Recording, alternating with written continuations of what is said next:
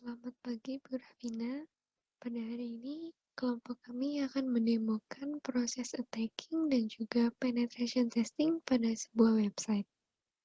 Perkenalkan, nama saya Clairin bersama dengan dua orang teman saya, yaitu Catherine dan Olivia.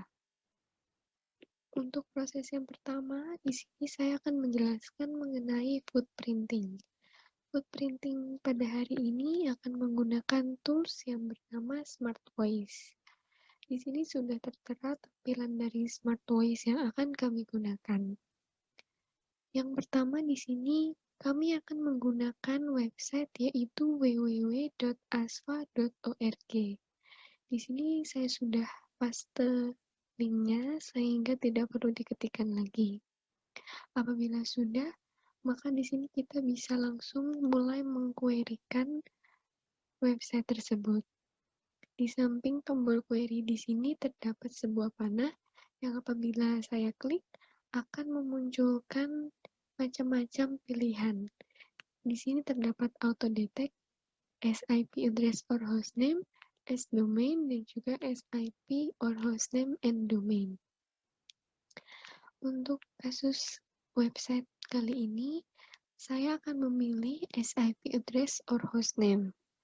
Untuk perbedaannya, apabila SIP address or hostname akan mendeteksi keberadaan komputer dengan nama host yang diberikan serta siapa pemilik dari rentang alamat IP yang sesuai.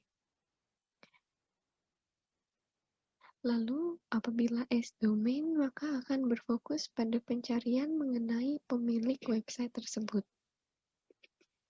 Di sini saya akan memilih yang SIP address or hostname. Lalu di sini akan muncul hasil-hasil dari query untuk website www.asfa.org. Di sini terdapat IP, range IP-nya, lalu juga terdapat detail dari perusahaannya, yaitu mulai dari nama, alamat, building, kota, kode pos, dan juga negaranya. Lalu di sini juga terdapat orang-orang yang mempunyai kepentingan dalam pembuatan website tersebut. Serta di sini juga terdapat tanggal pembuatan website tersebut dan juga tanggal terakhir diupdate pada website tersebut. Selanjutnya di sebelah kanan bawah terdapat processing time, di mana untuk proses query ini membutuhkan waktu sebesar 0,24 detik. Lalu di sini juga kita bisa melihat source apa saja yang didapatkan dari www.asfa.org ini. Di sini terdapat net range, net name, net handle, dan juga lain sebagainya. Di sini kurang lebih sama seperti hasil detail yang sebelumnya kita lihat di sini. Begitu pula juga di bawahnya, di sini juga terdapat alamatnya, serta kode pos, dan juga negara, dan lain-lainnya. Di sini juga terdapat orang yang menghandle tadi, terdapat nomor telepon, beserta juga dengan emailnya. Begitu pula sampai di bawah, sampai sini merupakan semua informasi dan juga data-data yang didapatkan dari website www.asfa.org. Untuk proses selanjutnya akan dijelaskan oleh teman saya. Baik, untuk proses selanjutnya akan dilakukan proses scanning dengan menggunakan tools Advanced IP Scanner. Langkah yang pertama yaitu dengan mengisi IP address dari hasil footprinting pada proses Smart Voice sebelumnya. Di sini saya akan copy paste. Didapatkan hasil yaitu 70.32.68.0 strip 70.32.127.55. Apabila sudah terisi, maka kita dapat menekan tombol scan untuk memulai proses scanning.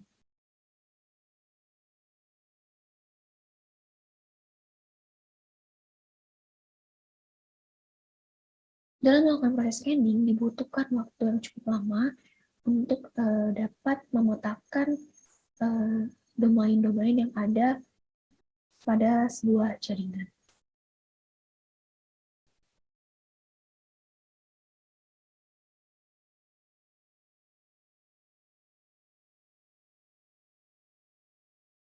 Dari proses scanning, kita berhasil mendapatkan data-data terhadap range dari IP website www.sv.org. Setelah proses scanning selesai, di sini kita dapat melakukan testing, yaitu dengan cara memilih salah satu baris domain, kemudian klik kanan, dan pilih opsi tools. Di sini kita dapat melakukan testing dengan pilihan ping, message, telnet, SSH, HTTP, HTTPS, FTP, dan FTP. Di sini saya akan mencoba melakukan proses ping terlebih dahulu untuk dapat mengetahui apakah domain tersebut aktif atau tidak. Atau dengan kata lain, dengan menggunakan proses ping ini, kita dapat memonitoring availabilitas sebuah komputer dalam jaringan secara periodik pada komputer yang dituju. Dari proses ping ini, terbukti bahwa alamat domain yang tertuju masih aktif.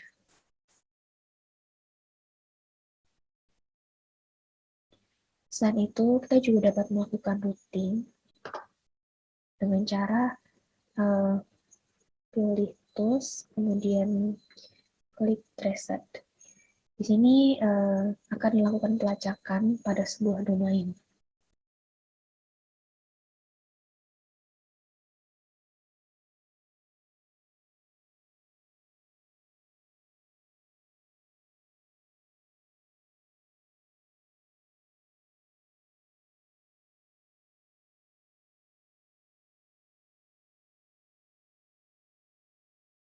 Baik, dari proses traceroute yang dilakukan, didapatkan hasil yaitu alamat domain beserta IP address-nya. Kemudian di sini juga kita bisa melakukan expand untuk dapat mendeteksi wilayah jaringan-jaringan yang tersedia pada sebuah domain. Baik, untuk proses selanjutnya akan dijelaskan oleh teman saya. Saya akan mendemonstrasikan SQL injection menggunakan SQL Map dan Python 2.7.13. Nah, untuk menggunakan SQL Map, kita dapat mengaksesnya melalui command prompt, yaitu caranya Windows R, ketikkan CMD, lalu Enter. Nah, di sini kita harus masuk kepada directory file SQL Map yang ada di C. Ini dikeluarkan dulu. Lalu kalau kita buka directory, di sini ada Python 27 dan SQL Map. Ini dua ini harus ada ya. Nah, kita akses yang SQL Map seperti ini. Lalu kita bisa memasukkan komen-komen ini. Nah, tetapi kita harus gunakan sqlmap.py. Nah, ini apa? Ini memang untuk melakukan komen ini harus melalui script Python. Ya, jadi karena itu kita perlu Python 27 ini. Oke, seperti itu. Lalu yang pertama, saya mau tahu ada database apa saja yang terdapat di alamat website ini. Nah, itu komennya saya paste di sini.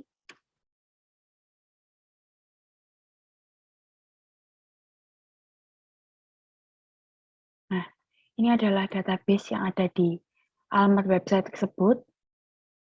Berikutnya, saya ingin mengakses database yang db83231_acolog. Ya, itu. Menggunakan komen ini. Yang ini.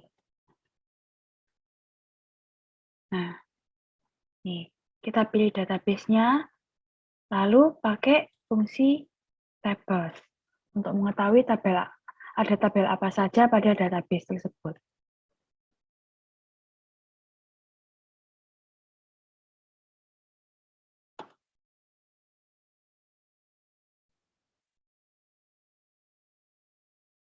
Ya, rupanya ada 14 tabel.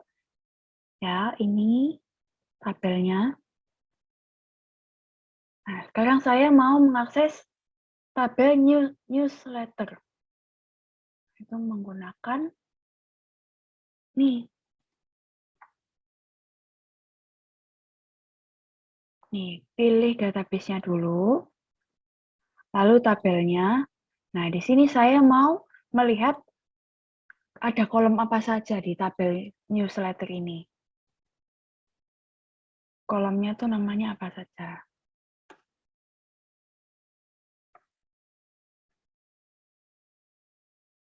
Nah, ternyata ada 2 kolom, yaitu email dan ID. Nih. Nah, sekarang saya mau dump tabel newsletter. Jadi bukan cuma sekedar tahu nama kolomnya, tapi tahu isi datanya juga. Tuh, menggunakan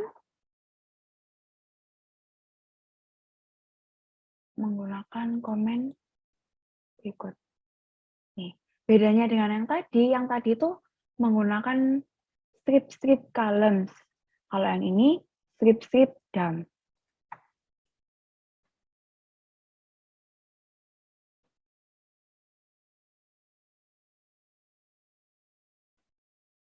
Nah, jadi ini ya isi dari tabel newsletter pada database db832331_acolop dan pada alamat website www.asfaa.org/members.php dengan ID sama dengan 1. Nah, ini data yang berhasil didapatkan menggunakan metode SQL injection. Jika kalian ingin mencoba pada alamat website lain, ini bisa diganti dengan alamat website yang diinginkan. Ini juga.